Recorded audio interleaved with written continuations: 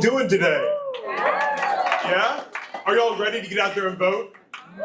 Are y'all ready to get out there and vote yes on Amendment 3? Yes. Ready to get out there and vote yes on Amendment 4? Yes. In order to get those into effect, we need a friendly Senate and a friendly House. That's right. Because they'll just ignore our will. Same thing they did with voter reenfranchisement. Yep.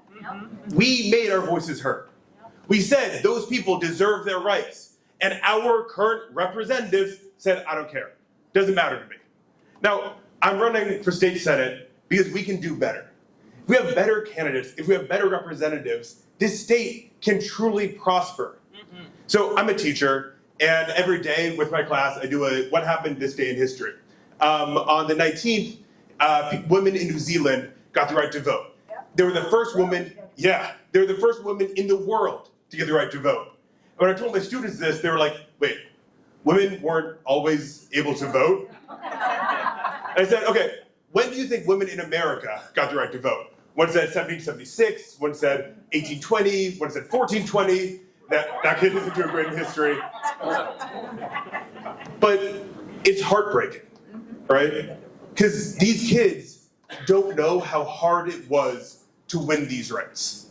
They don't know how recently they were won, but they do see how easy they are to lose.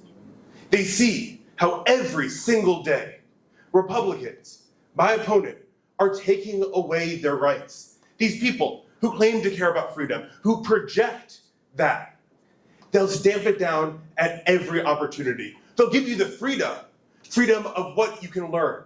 They'll give freedom of what you can't learn. They'll give you the freedom from being able to choose what to do with your own body. They'll give you freedom from being able to love who you want. And it'll keep us distracted with culture war issues so that we won't stay focused on the real issues.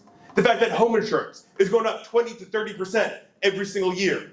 The fact that my groceries are incredibly expensive and my rent is going up by 1/3.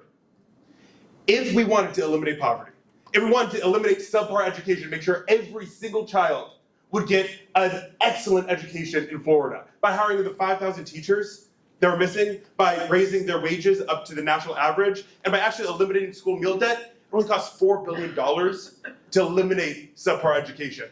We're spending more than that on private school vouchers.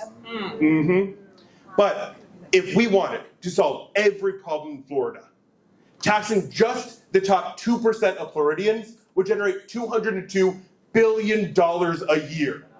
Just the top 2% fairly, because the bottom 20% of Floridians have been spending 13% of our income as taxes. The top 1% have been spending 3% of their income as taxes. I'm tired of carrying the load of this state. I am tired of the rich getting richer by the poor getting poorer. But we have representatives who get all of their money from big business, all of their money from the rich people, right? So they're scared to tax the rich. Well, we need to be braver. We need representatives. We need representatives who will solve our problems because they can be solved. I am sick of arbitrary inequality. I am sick of people without a home for no reason. When we elect representatives who care about us, like the people in this room who are so amazing, who helped me get where I am today.